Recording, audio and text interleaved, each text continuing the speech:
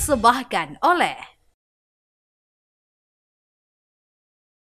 Selamat datang Ibu di podcast Ruang Publik. Ibu Hermin, anggota Komisi C DPRD Jawa Timur, sekaligus fraksi Partai Gerindra. Selamat datang. Apa kabar Ibu? Baik. Alhamdulillah. Ibu sehat Bu ya? Alhamdulillah sehat. Ibu kalau ini kita tanya-tanya dulu deh, mau kenalan dulu deh sama Bu Hermin ini. Nggak apa-apa Bu ya? Boleh Bu ya? Ya, Oke. boleh. Saya pengen kepo sedikit sama Bu Hermin ini. Iya. Asli mana sih Bu? Saya. Kok cantik sekali hari ini? Saya asli Jember. Asli Jember? Ya. Berarti Dapil Jember ya? Berarti Dapil Jember Lumajang. Jember Lumajang. Iya. Oke, luar biasa. Ibu Hermin, hari ini kita akan membahas tema yang ini cukup luar biasa dan ini cukup penting sekali sebenarnya Bu ya, tentang perkembangan investasi di Jawa Timur Ibu Hermin ya, sekaligus tantangan dan juga strategi apa yang akan dilaksanakan oleh rekan-rekan Dewan Bu. Baik. Mungkin yang pertama yang pengen saya tanyakan ke Bu Hermin, sebenarnya iklim investasi di Jawa Timur seperti apa sih Bu? Kalau kita membahas terkait dengan iklim investasi yang di Jawa Timur ya, tentu ini akan menjadi perbincangan yang sangat hangat untuk dibahas ya. Karena beberapa tahun terakhir ini memang iklim perkembangan investasi di Jawa Timur itu sangat mengagumkan sekali ya. Dari mana informasinya? Dari laporan DPM PTSP. Nah, betul. Jadi di situ tercatat bahwasanya pada tahun 2020 sampai 2021 itu dari 78,3 triliun menjadi 79,5 triliun. Kemudian di tahun 2022 sampai 2023 itu dari 110,3 triliun menjadi 145,1 triliun. Dan tahun 2024 kemarin itu mencapai 147,3 triliun seperti itu. Namun meskipun ini bukan lonjakan yang sangat signifikan, tapi dalam hal ini pemerintah Jawa Timur itu sudah menunjukkan bahwa pemerintah Jawa Timur itu mampu menjaga pertumbuhan investasinya. Namun saran saya sebagai anggota DPR yang ada di Komisi C ini, ada yang perlu kita tingkatkan bersama. Apa yang perlu kita tingkatkan bersama?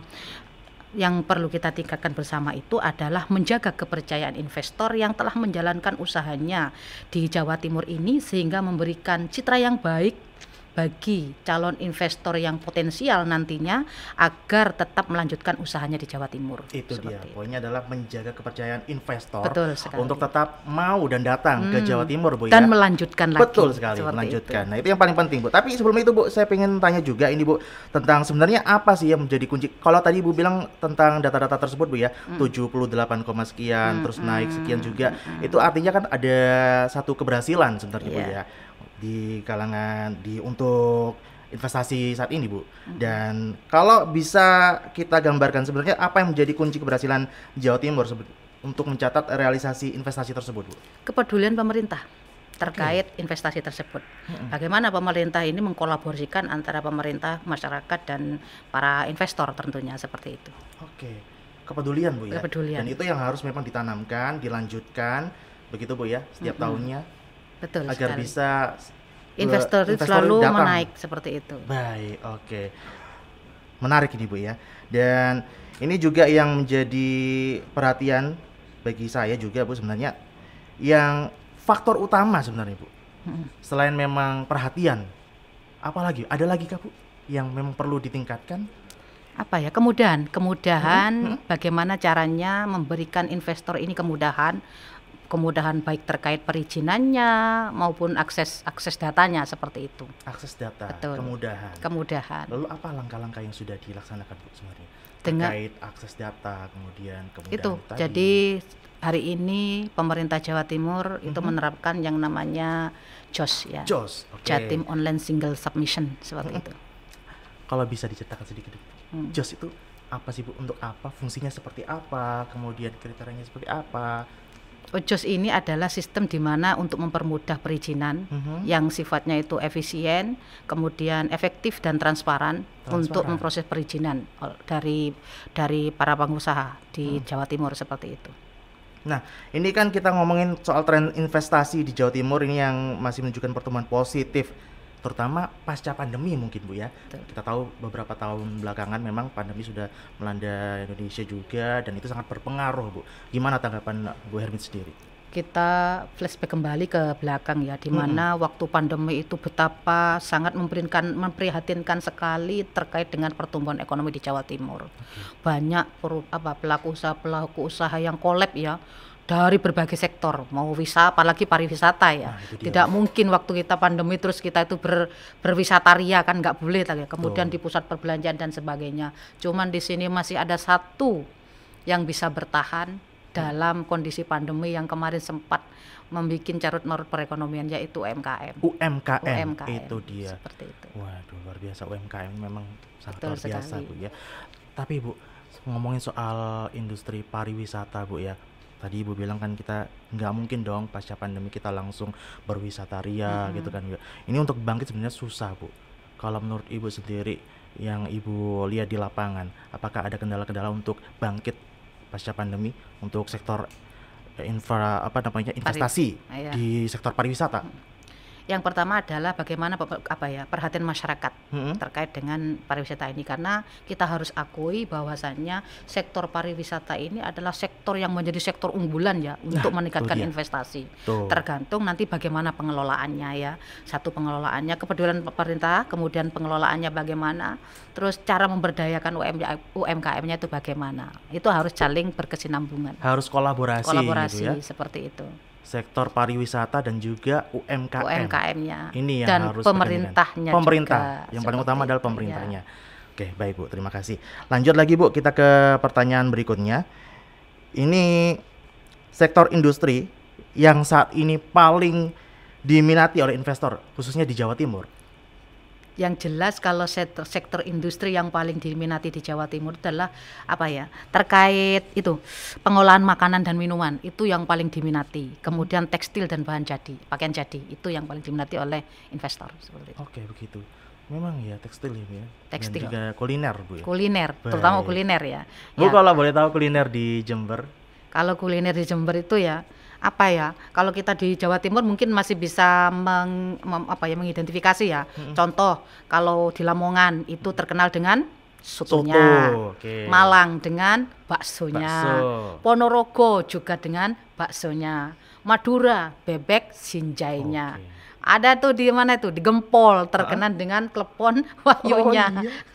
Madura satenya gitu. Kalau di Jember saya di Jember itu kalau untuk makanan snack itu mungkin tidak bisa ditemukan di daerah lain, ada tapi tidak bisa sebanyak di Jember. Itu ada edamame sebenarnya. Edamame itu kedelai yang besar itu.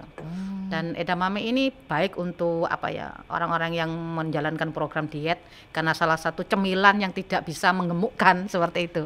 Nah, ini edamame. Selain itu juga banyak tuh suwar-suwir. Kalau di Jember kan mesti ciri khas oleh-olehnya, kalau ke Jember kan suwar-suwirnya. Suwar-suwir itu apa sih? Suwar-suwir itu sejenis makanan yang terbuat dari tape sebenarnya gitu loh. Tape. Iya. Suwar-suwir kalau Jember itu. Ada lagi mungkin kalau untuk oleh-oleh di Jember itu ada terasi puger. Ada. Kalau karena saya dapilnya tidak hanya di Jember ya, tapi di Lumajang juga. Lumajang dengan keripik pisangnya. Keripik seperti pisang. itu. Kalau saya suka yang keripik pisang yang manis gurih itu Bu. Ada sekarang itu keripik pisang itu yang mungkin juga ini tidak akan mengandung kolesterol ya. Manisnya tidak pemanis buatan, terus tidak digoreng dengan minyak. Namanya itu rambak pisang. Jadi itu di open. Manisnya pemanis asli, kemudian di open, tidak digoreng. Ini menarik ini ya. Rambak itu biasanya identik sama kulit sapi.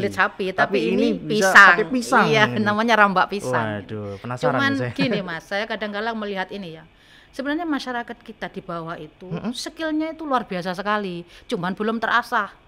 Kenapa? Karena mereka itu skillnya muncul dengan begitu saja. Coba mereka ketika punya skill semacam itu kemudian diasah, kemudian sering diikutkan pelatihan apa saja, banyak kalau terkait itu. Contoh pertama, jangan pelatihan untuk caranya membuat dulu. Kalau sudah bikin sudah bisa, apa yang perlu dilakukan pelatihannya? Cara memakingnya. Bagaimana caranya makingnya ini menarik. Kemudian selain cara memakingnya, brandingnya. Tadi saya tuh kebetulan mau ke sini ya, mau ke Jember ini, saya cerita ya. Saya mau ke Jember ini mampir di rest area. Ini cerita yang kayaknya memang ngeling dengan apa yang kita bicarakan. Oke. Karena ini tadi saya terkait dengan branding. orang itu akan melihat di luar toh. Di luar ini menarik, otomatis orang tertarik untuk membeli. Itu dia. Meskipun sebenarnya di dalamnya isinya kita nggak tahu kayak apa ya. Kemasannya dulu Bu ya. Dan itu kan ada ilmunya juga harusnya kan. Oke. Cara memakingnya, cara mengemasnya, itu ada ilmunya juga. Lah saya kebetulan tadi itu kepingin sarapan tapi nggak sarapan nasi. Yang saya lihat tuh bukan apanya, tapi saya lihat bannernya. Kok kayak menarik sekali, itu di gambarnya menarik sekali. Saya pesan gitu. Ternyata itu tadi. Ternyata branding itu nggak sesuai dengan isinya, dengan rasanya. Lah harapan kami nanti ke depannya UMKM yang ada di daerah terpencil itu ya bisa skillnya bisa diasah, diikutkan pelatihan dan sebagainya, bisa memaking usaha snack-snacknya itu, kemudian juga bisa membranding bagaimana caranya menarik, dan yang terpenting adalah rasanya seperti itu. Meningkatkan skillnya. Iya, sehingga keempat-empatnya ini jalan gitu loh Mas. Packaging, kemudian adalah bagaimana brandingnya, rasanya juga yang paling penting, karena yang diberikan adalah produknya Bu ya, makanannya itu Bu ya. Dan kan ada pelatihan tersendiri terkait itu gitu. Itu yang kadang-kala tidak bisa dirasakan oleh para pelaku usaha itu loh. Nah, itu kalau Bu Hermin sendiri menilai gimana sih? Apa ada rekomendasi terkait pelatihan dan sebagainya untuk hal-hal seperti itu Bu? Selama ini kami mendorong terkait itu, karena kami mau daerah Jawa Timur ini punya masyarakat yang tentunya itu produktif sekali ya, produktif, terampil dan berpendidikan seperti itu. Sehingga nanti kan kalau suatu daerah itu sudah sudah punya masyarakat yang produktif, terus punya tenaga kerja yang terampil dan berpendidikan, insya Allah UMKM di Jawa Timur ini akan berkembang pesat lagi seperti itu. Wah, itu yang paling utama Bu ya. Harus terampil, berpendidikan, dan itu yang dikebut Bu ya saat ini Bu ya. Kalau Bu Hermin sendiri menilai untuk daya saing deh ya dari para pelaku UMKM mungkin dari Jawa Timur maupun dari provinsi lain seperti apa Bu? Adakah gambaran-gambaran yang bisa di-sharing ke pemirsa? Kalau terkait daya saing itu tergantung sektor wilayahnya ya. Di wilayah itu apa sih yang diunggulkan gitu. Kalau di Jawa Timur itu kan ada sektor-sektor yang memang menjadi unggulan dan mendominasi untuk menjadikan investasi di Jawa Timur ini meningkat ya. Salah satunya adalah mungkin terkait transportasi, gudang dan komunikasi itu sampai 15% loh terkait itu. Kemudian terkait pertambangan itu sampai 13%, industri makanan dan minuman itu 12%, perumahan kawasan industri dan perkantoran itu 10%, dan industri kimia dan farmasi itu 8%. Gitu Bu ya. Jadi yang lebih banyak itu adalah memang transportasi, gudang dan komunikasi. Nah, itu akan menjadi daya saing tersendiri di Jawa Timur ini nantinya. Baik. Gitu. Apakah ada pemetaan terkait sektor-sektor yang sudah Ibu sebutkan tadi? Tidak ada Bu ya. Cuman memang kita tahu ya, di Jawa Timur ini yang menjadi pintu gerbang investasi di Jawa Timur itu memang ada di ring 1 ini antara Surabaya, Sidoarjo dan Gresik ya. Nah, harapan kami nanti bagaimana ini mengembang ke daerah-daerah yang lain. Di mana? Contoh Ngawi. Bisa itu dikembangkan, kemudian Madura seperti itu, sehingga tidak berkutat pada ring 1 saja. Nah, itu dia Bu. Nah, kalau berkutat pada ring 1 saja otomatis orang Ngawi, orang mana harus semuanya ke Sidoarjo, Jawa Timur dan ke Sidoarjo, Surabaya dan Gresik. Loh, terus bagaimana nanti untuk pemerataan ekonominya? Kan nggak bisa merata nanti ini, sehingga mengurangi meningkatkan jumlah pengangguran. Tapi kalau sektor perekonomiannya merata, otomatis nanti angka pengangguran itu akan berkurang seperti itu. Sebenarnya Bu Hermin, apa sih hambatan atau mungkin yang bisa kita katakan adalah tantangan yang dihadapi oleh rekan-rekan Dewan ini dalam hal ini adalah terkait investasi Bu ya di lapangan? Kalau terkait tantangan itu ya sebenarnya fleksibel ya.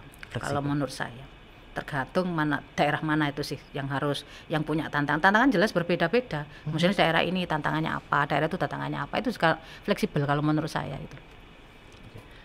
Bu, balik lagi dong ke JOS tadi, saya tertarik nih JOS Bu. JOS. Nah, iya, terkait tentang Jatim Online Single Submission ini Bu ya. Apakah sudah ada evaluasi dari rekan-rekan Dewan Bu terhadap implementasi JOS ini sendiri Bu? Karena sistem ini memang tidak bisa serta-merta kita terapkan ya. Kalau tanpa ada pendampingan dari pemerintah, maka memang ada beberapa kendala terkait diterapkannya sistem Jatim Online Single Submission ini. Salah satu kendalanya adalah kurangnya literasi digital ya, di mana masyarakat itu belum paham bagaimana cara menggunakan Jatim Online Single Submission ini dan pemanfaatannya seperti itu. Nah, itu dia Bu, sosialisasinya seperti apa, Kurang itu yang mungkin gitu. kurang Bu ya. Ya, gitu. Jadi mungkin memang belum semua masyarakat di Jawa Timur khususnya, terutama untuk kalangan investor, ini masih ada yang belum paham tentang penggunaan JOS itu sendiri Bu ya. Iya. Oke, baik. Terima kasih Bu. Lanjut lagi, ini Bu, gimana sih rekan-rekan Dewan sendiri untuk menangani tantangan seperti birokrasi, mungkin yang itu tadi ya, dengan penggunaan JOS itu tadi Bu, mungkin ya, yang mungkin dikatakan cukup rumit sih sebenarnya kalau orang-orang bilang Bu. Kalau itu tergantung dari apa ya, dari masyarakatnya sendiri ya. Hmm. Nah, tadi kalau dikatakan rumit enggak, selama mereka itu mau berubah, mau berusaha, mau apa ya, beradaptasi dengan teknologi yang baru, Nah, itu tentu dia.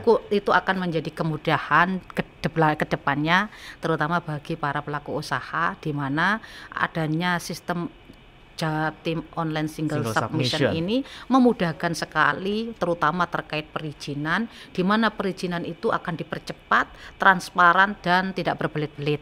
Karena salah satu yang menarik daya tarik investor untuk berinvestasi di Jawa Timur, nah, itu adalah proses perizinan yang cepat, transparan, dan tidak berbelit-belit, seperti itu. Justru memudahkan JOS ini Memudahkan, itu ya. pemirsa. Soalnya ada tuh Bu, teman saya tuh Bu yang bilang kok agak rumit ya. Gimana nih caranya? Mungkin karena kurang sosialisasi Kurang aja. literasi Itu tadi digitalnya literasinya. kurang. Betul Seperti sekali. Nah, ini juga Bu. Ini terkait dengan ekonomi kreatif, kemudian digitalisasi, Bu ya.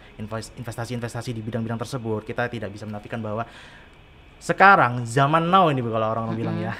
Memang di industri kreatif dan juga digital ini menjadi primadona. Seperti apa kalau tanggapan Bu Hermin sendiri? Itu kita lihat dari segi peran sistem digital Jatim Online Single Submission dulu ya, di mana Jatim Online Single Submission ini punya peranan penting dalam investasi. Yang pertama adalah efektivitas dalam mengurangi birokrasi, yang dimana tujuan pemangkasan birokrasi ini adalah untuk apa ya, mengurangi tumpang tindihnya peraturan yang di situ mengakibatkan lambatnya proses perizinan. Kemudian mempermudah pelaku usaha dalam melegalkan usaha yang mereka tekuni melalui reformasi sistem perizinan tadi, salah satunya adalah JOS tadi.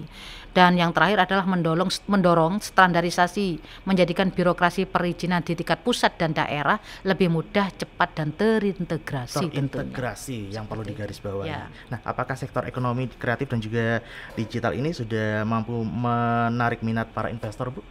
Sebagian, meskipun tidak semua, tapi sebagian besar sudah menarik minat para investor ya. Buktinya kemarin tadi sudah dijelaskan, 3 tahun terakhir ini lonjakannya sangat signifikan sekali, seperti itu. Perlu nggak sih Bu kolaborasi industri ekonomi kreatif gitu kan ya, terus digital juga, sekaligus dengan pelaku UMKM mungkin di daerah-daerah ini untuk mempromosikan dagangannya seperti itu Bu. Gimana tanggapan Ibu? Perlu, ada lagi yang tertinggal ini. Selain tadi yang jenengan sebutkan apa tadi itu? Pelaku UMKM, Iya. kemudian industri, ekonomi kreatif dan digital dan industri ya kan. Iya. Nah, ada lagi Mas yang kelupaan. Karena Apa ini tuh? faktor penunjang utamanya, permodalan. Permodalan, oke. Permodalan. Bagaimana caranya pelaku usaha ini menjalankan usahanya, mudah mencari pinjaman modal maksudnya, dengan bunga yang apa, yang serendah-rendahnya kalau perlu. Dan itu ada, pemerintah sudah mengupayakan itu dengan melewati apa? KUR, kredit usaha rakyat. Di mana itu adalah apa ya, program unggulannya pemerintah dengan memberikan bunga yang serendah-rendahnya kalau menurut kami ya, dalam 1 tahunnya itu mencapai 2-3% kalau nggak salah itu. Begitu Bu ya. Itu sangat banyak diminati karena agunannya juga tidak memberatkan. Kemudian syaratnya yang penting dia itu bisa menunjukkan jenis usaha apa yang dia jalani, kemudian agunannya berupa apa, survei, kemudian mungkin 1 bulan sudah cair gitu. Begitu, termasuk di daerah-daerah Bu. Iya, daerah-daerah kecil itu memang sudah tahu itu KUR itu. Dan itu bisa diakses di BUMN ya, seperti di Mandiri, kemudian Bank BRI, kemudian ada BNI. Cuman memang mungkin apa ya, skala bunganya itu ada yang berbeda gitu loh. Dan juga bank-bank ini mungkin memberi pelayanannya itu juga berbeda ya. Kalau nggak salah, kalau KUR itu terkenalnya kalau di daerah saya itu lebih banyak nyarinya itu di BRI nggak tahu kenapa gitu. Mungkin BRI itu nggak begitu rumit terkait administrasinya gitu loh, sehingga banyak larinya ke BRI masyarakat itu. Berarti memang perlu Bu ya, Perlu. sinergi kolaborasi antara permodalan, kemudian UMKM, kemudian digital dan Iya. sektor ekonomi kreatif. Betul sekali. Gitu Bu ya, Iya. kurang lebih Bu ya. Baik, lanjut lagi Bu. Ini sebenarnya kalau dari strategi Komisi C sendiri, rekan-rekan di Komisi C untuk memastikan bahwa investasi ini berdampak pada kesejahteraan masyarakat seperti apa Bu? Kalau berbicara investasi itu berdampak pada kesejahteraan masyarakat, iya memang gitu loh. Karena sampai hari ini adanya peningkatan investasi ini bisa dinikmati oleh kalangan masyarakat, meskipun tadi itu dikatakan merata ya tidak, cuman ada yang merasakan manfaatnya, karena memang ini tujuannya bagaimana caranya manfaat dari investasi ini bisa dirasakan oleh semua lapisan, tidak hanya segelintir orang gitu, seperti itu. Nah, manfaat yang harus merata. Kalau dari Bu Hermin sendiri menilai hal ini, harusnya seperti apa Bu? Agar ini bisa merata gitu loh Bu. Apa ada rekomendasi khusus kah? Ya sebenarnya itu tergantung pemilihan kembali lagi ke daerahnya. Kalau daerahnya hanya diperuntukkan di ring satu saja, saya rasa itu kurang begitu merata ya. Bisa-bisa nanti yang di pedesaan nanti nggak punya pekerjaan. Kalaupun ingin cari pekerjaan harus lari ke kota, kan seperti itu yang dikatakan belum merata sepenuhnya, seperti itu. Coba yang di daerah-daerah terpencil itu juga diperhatikan, sehingga di situ punya daya jual tersendiri terkait mengembangkan usahanya itu bagaimana. Insya Allah itu juga nanti tidak harus pandangannya itu harus ke kota larinya, tapi di desa bisa gitu. Ada ketimpangan gitu Bu ya, artinya Bu ya. Sehingga di desa ini bisa berdaya begitu. Baik, termasuk mungkin dari kawasan untuk kinerja BUMD sendiri Bu ya. Kita ngomongin soal BUMD ini sebenarnya kalau pengawasan juga yang dilakukan dari rekan-rekan dewan Bu ini terhadap kinerja BUMD mungkin ada Bu ya, ini agar lebih transparan dan profesional. Ini terkait di daerah-daerah juga Bu, kaitannya seperti apa Bu kalau Bu Hermin sendiri menilai? Selama ini pengawasan yang kita lakukan itu itu terus berkelanjutan ya. Di mana bagaimana caranya BUMD ini menghasilkan ya, terutama terkait dengan peningkatan PAD tentunya ya. Karena selama ini banyak BUMD dikatakan sakit, ya sakit kalau menurut kami ya. Kenapa?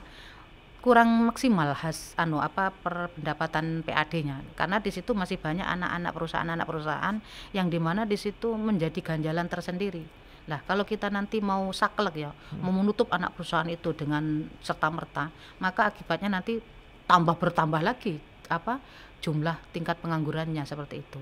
Maka dalam hal ini tidak untuk menutup, tapi bagaimana caranya perekrutannya itu jelas, transparan, dan tidak memihak kepada salah satu yang punya tendensi apa-apa seperti itu. Itu sebenarnya ngaruh nggak sih Bu di kalangan investor untuk mau datang gitu kan Ya, ke daerah-daerah? berpengaruh sekali Sangat kan, berpengaruh. berpengaruh sekali gitu loh. Karena investor ini kan pinginnya bagaimana caranya mereka berinvestasi dengan untung yang banyak. Itu dia. Seperti itu.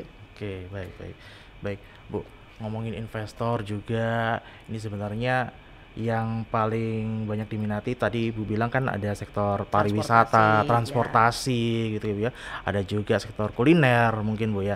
Kalau ngomongin pariwisata juga nih Bu, ngomongin soal daerah-daerah. Di daerah-daerah mungkin seperti Malang, Banyuwangi, kemudian Trenggalek, pantai-pantainya itu memang luar biasa Bu ya. Ada nggak sih Bu kalau dari pandangan Bu Hermin sendiri untuk sektor pariwisata yang masih harus didorong lagi lah? Kalau itu kan saya tidak berkunjung langsung ke lapangan ya. Tidak usah jauh-jauh, di dapil saya Aceh ya. Sebenarnya ada di dapil saya itu, tapi mulai sekarang itu sudah kayaknya sektor pariwisata sudah mulai digalakkan lagi tuh. Kami punya di Jember itu yaitu Watu Ulo. Iya, Watu Ulo itu adalah sektor pariwisata yang banyak dikunjungi oleh masyarakat, terutama di Lebaran dan minggu-minggu biasa itu banyak dikunjungi oleh masyarakat. Banyak sekali destinasi-destinasi yang dipersembahkan oleh Jember ini, termasuk yang paling terkenal itu adalah GFC-nya. Jember karena di urutan ketiga dari sedunia itu. GFC di Jember itu kalau nggak salah itu 1 tahun sekali pengadaannya. Kan terkenal Jember itu dengan karnavalnya kan gitu.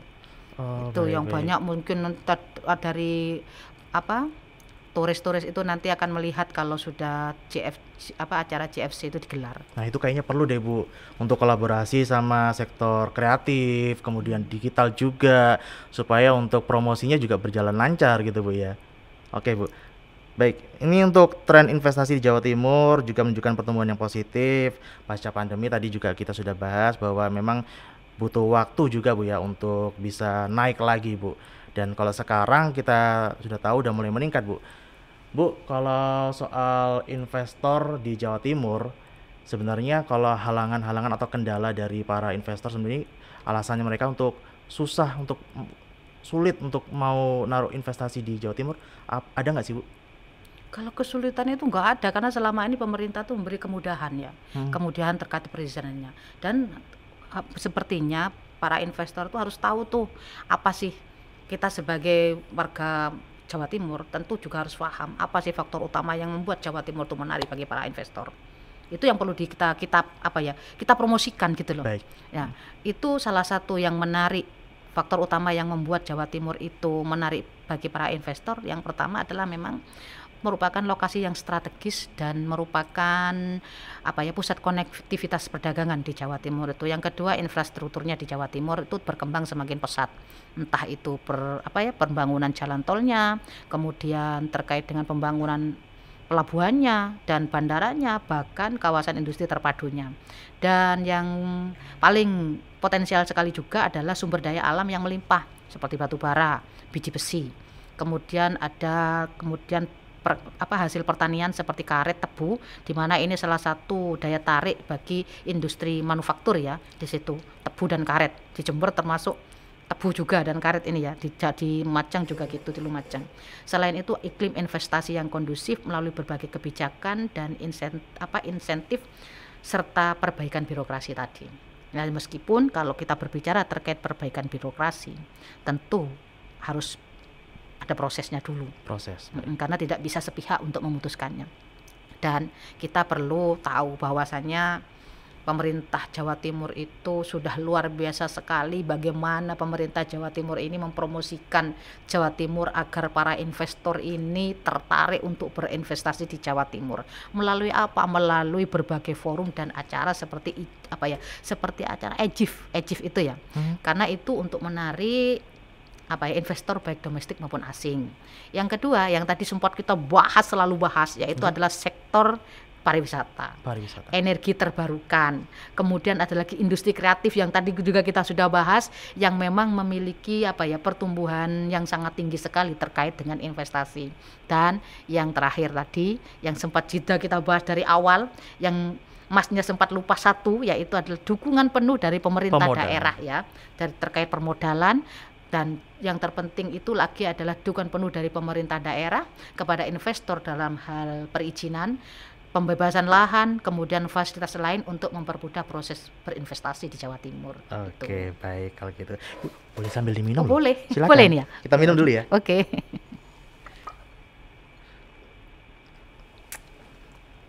Jadi Bu Hermi tadi OTW Bu ya dari Jember ke Surabaya ya. Gimana Bu? Kota Surabaya dengan segala hiruk-pikuknya. Ya memang beda sekali karena saya itu berasal dari desa, kemudian ke Surabaya. Kalau untuk mencari kenyamanan, tentu saya lebih nyaman di desa. Di desa itu orangnya itu serawung. Beda dengan di Surabaya. Kebetulan saya punya rumah singgah di Sidoarjo. Kayaknya jangankan dengan tetangga depan, tetangga sebelah aja saya nggak tahu batang hidungnya kayak apa gitu ya. Itu bedanya mungkin ya. Tapi kalau untuk berinvestasi kayaknya lebih cocok di kota. Seperti ya? itu. Oke. Jadi untuk aktivitas sehari-hari tetap di Surabaya Bu ya? Tetap di Surabaya. Kalau pas ada kundapil baru ke dapil. Biasanya saya Sabtu Minggu. Justru Sabtu Minggu saya kunjungan dapil dan acara-acara sarasehan lainnya seperti itu. Hari Senin baru balik lagi ke Surabaya, gitu. kerja lagi. Terus Bu, ini kan memang kita tidak bisa belok ke mana-mana karena memang untuk investasi sendiri ini kalau tadi Bu Hermin bilang kan sektor pariwisata, kemudian sektor kuliner, ada juga sektor-sektor yang lainnya Bu. Dari sekian banyak sektor itu tadi Bu, infrastruktur seperti apa yang sebenarnya masih dianggap kurang menarik nih Bu bagi para investor.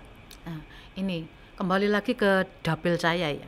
Sebenarnya di Jember itu sangat potensial sekali ya Iya. untuk para investor menanamkan investasinya di Jember salah satunya. Oke. Mungkin ya ini di dapil saya. Tapi karena infrastruktur yang kurang mendukung, akhirnya Jember ini ya pertumbuhan perekonomiannya itu lambat gitu loh. Tapi saya yakin dengan pemerintahan yang baru ini, Nah, kayaknya itu ini dia. nanti Jember akan jadi kabupaten percontohan nanti untuk kabupaten-kabupaten yang lain, bukan apa ya? Optimis. Karena 100 hari kerja lebih ini kepala daerahnya sudah menerima berbagai penghargaan. Betul. Ya, salah satunya adalah bagaimana para investor ini nanti bisa menanamkan investasinya di Jember dengan pembangunan infrastrukturnya, terus bagaimana bisa menghidupkan bandara yang selama ini tidak berfungsi. Di Jember tuh ada bandara yang selama ini tidak berfungsi, Baik, padahal itu kan sebenarnya aset yang dimiliki oleh Jember Iya, betul. untuk mendatangkan para investor datang ke Jember itu. Bahkan di Jember itu ada BI loh ya, yang tidak ada di kabupaten-kabupaten yang lain. Oh, begitu. Kayak Lumajang nggak ada BI, Bontowoso nggak ada BI, tapi Jember ada. Gitu. Ini yang perlu bagaimana caranya nanti membangkitkan ekonomi di Jember. Termasuk mungkin di daerah kepulauan seperti Madura, mungkin Madura. seperti itu Bu ya. Iya. Kalau tanggapan Ibu sendiri untuk wilayah seperti Madura seperti apa Bu? Makanya kan tadi saya itu kepinginnya itu sektor perekonomian ini tidak hanya di ring satu saja, tapi bisa merambah ke Ngawi, Madura, bahkan ke daerah-daerah yang lain mungkin. Tinggal nanti bagaimana infrastrukturnya ini bisa berkembang secara pesat. Kalau ke Madura sudah ada Suramadu tuh ya, tinggal ke dalamnya nanti bagaimana ini aksesnya kan gitu. Ya itu yang perlu kita pikirkan. Kalau ingin investasi ini merata, tidak hanya fokus di ring satu saja gitu. Nah, ini kan ngomongin soal strategi juga untuk meningkatkan investasi di Jawa Timur nih Bu ya. Nah, apa upaya dari rekan-rekan Dewan sendiri, terutama khusus dari Komisi C sendiri Bu, untuk mendukung pendidikan vokasi atau mungkin pelatihan kerja ya Bu, untuk mendukung juga agar atau membuat pelatihan kerja agar SDM ini bisa produktif, unggul dan bisa go nih. Kalau untuk upaya-upaya itu kan sudah kita bahas tadi di awal ya. Cuman kadangkala kami ini di Komisi C ya, terutama khususnya dari PRD Provinsi Jawa Timur ini masih ada beberapa tantangan-tantangan seperti birokrasi rumit dan dugaan korupsi dalam pengelolaan investasi. Nah, itu dia ini tuh. Gimana yang tantangannya seperti itu. Maka dalam hal ini kami ini punya beberapa cara supaya yang harus dilakukan oleh kami dalam menangani masalah tersebut. Salah satunya adalah melakukan penyederhanaan regulasi dan prosedur ya, dengan menghilangkan aturan yang tumpang tindih tadi, berarti pemangkasan birokrasi seperti itu, serta memberikan kemudahan berusaha seperti sistem perizinan itu satu pintu. Kemudian meningkatkan koordinasi antar lembaga dengan membentuk forum komunikasi antar lembaga terkait investasi baik di tingkat daerah maupun pusat, serta memfasilitasi komunikasi yang baik antar lembaga-lembaga yang terlibat dalam proses perizinan seperti itu. Perlu nggak Bu untuk mendorong seperti pelatihan kerja, untuk menghasilkan SDM juga yang mumpuni itu tadi? Sangat perlu sekali, makanya ayolah kita itu ya, kasihan masyarakat yang punya skill yang harusnya difasilitasi itu supaya mereka itu berkembang dan berdaya, maka perlu adanya sentuhan dari pemerintah, yaitu adanya pelatihan-pelatihan yang nantinya akan diberikan kepada pelaku usaha yang memang mungkin skillnya perlu diasah lagi seperti itu. Pelaku usaha yang skillnya perlu diasah lagi. Iya. Artinya memang sangat perlu Bu ya pelatihan-pelatihan seperti itu, dan mendukung juga dari sektor digitalisasi, kemudian ekonomi kreatif supaya untuk branding sendiri seperti yang sudah disinggung sama Ibu Hermin di awal tadi ya, untuk bisa lebih up lagi, naik lagi gitu Bu ya. Dan gimana Bu cara dari DPRD sendiri untuk mendorong investasi yang tidak hanya besar secara nilai, ini juga berdampak langsung ke masyarakat nih Bu? Salah satu cara terkait itu adalah bagaimana caranya kita itu bisa menjamin kepastian regulasinya dulu dan transparan konsistennya dan pro investasi tentunya ya, karena ini akan mempercepat proses perizinan investasi untuk menarik lebih banyak lagi investor dan memberikan dampak yang lebih signifikan lagi terhadap masyarakat seperti itu.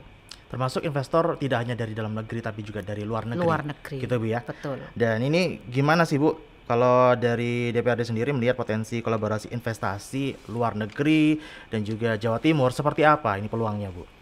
Sangat bagus sekali ya, selagi kita itu mau apa ya, mau mempelajari peluang-peluang apa yang sekiranya itu bisa menarik investor dari luar negeri ke dalam negeri ini, terutama di Jawa Timur, maka dengan sendirinya nanti peluang itu akan kita ketahui bersama.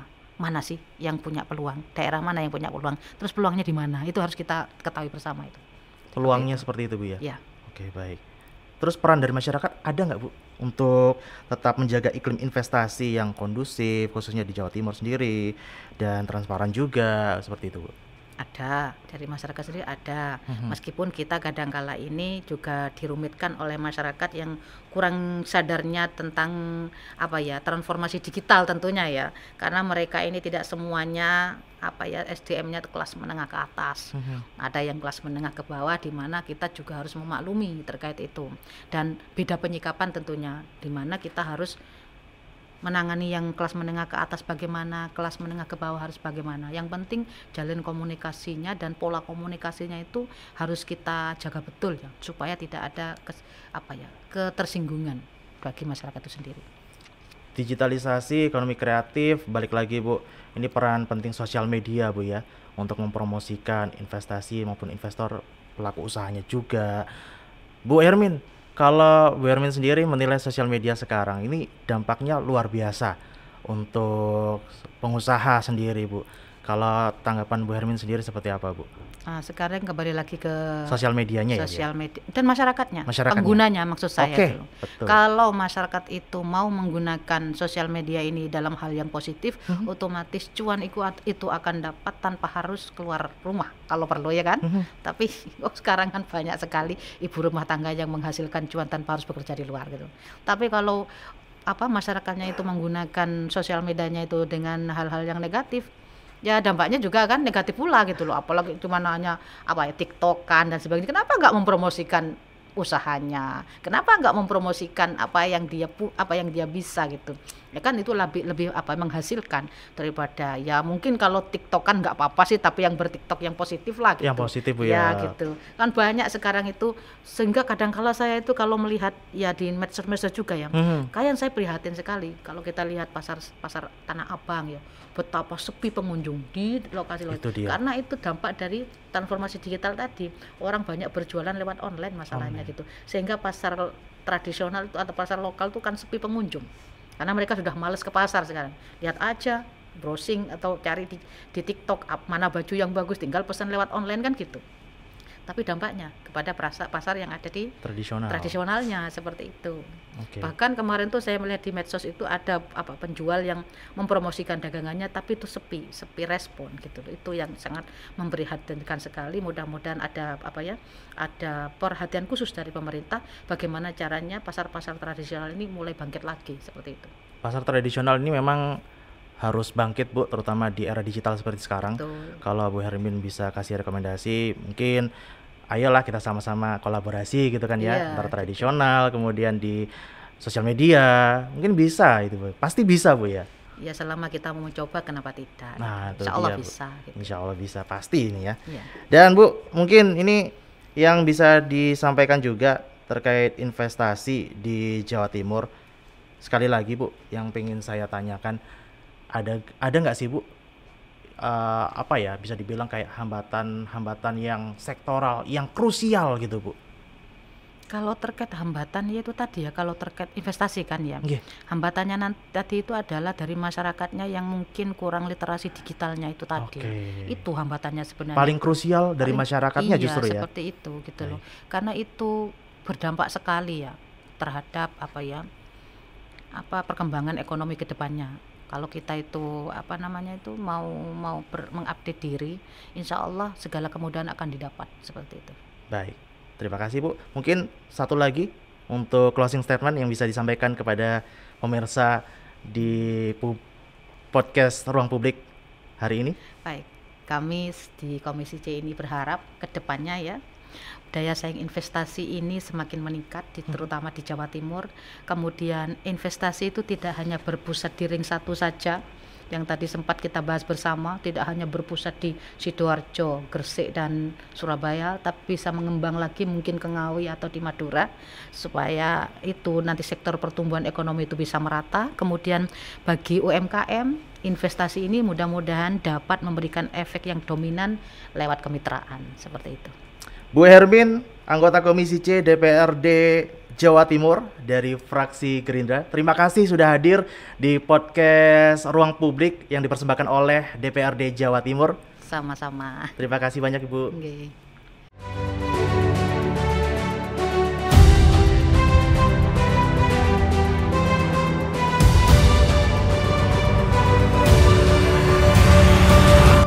Acara ini dipersembahkan oleh